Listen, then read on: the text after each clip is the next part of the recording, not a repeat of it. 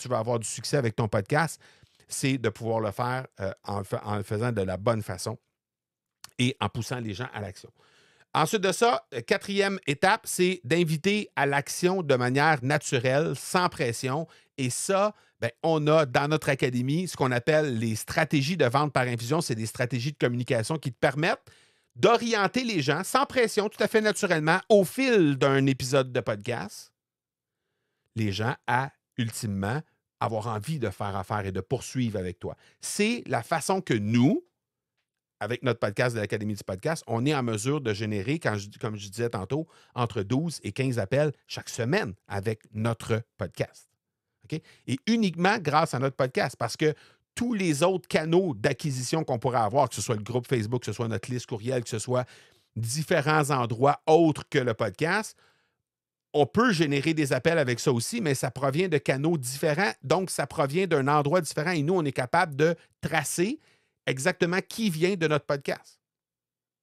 Donc ça te permet définitivement de pouvoir, de manière naturelle, lorsque tu utilises des stratégies de communication comme ça, inviter les gens à passer à l'action sans pression. Donc, c'est comme vendre, mais sans vendre, lorsqu'on utilise des stratégies de com comme celle-là.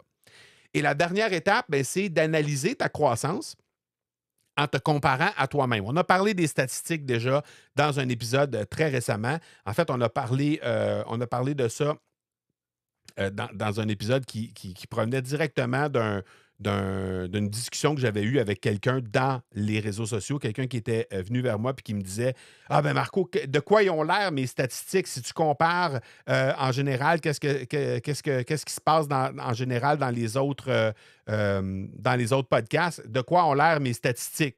Et ça, ben clairement, c'est une question que je reçois souvent. Là. On en a parlé à l'épisode 313. Donc, je t'invite à aller jeter un petit coup d'œil là-dessus si jamais tu veux voir un peu les statistiques. Mais en gros, ce que je disais aussi dans cet épisode-là, c'est clairement, tu te compares à toi-même. Tu te compares à ta dernière version de toi-même. Si tu te compares à d'autres sans savoir ce que les autres ont, parce que c'est impossible de savoir c'est quoi les statistiques des autres, sans savoir c'est quoi leur progression, sans savoir de où ils partent, qu'est-ce qu'ils ont comme réseau initial pour être capable de promouvoir un épisode de podcast. Je donne souvent l'exemple de Céline Dion. Céline Dion lance un podcast demain matin.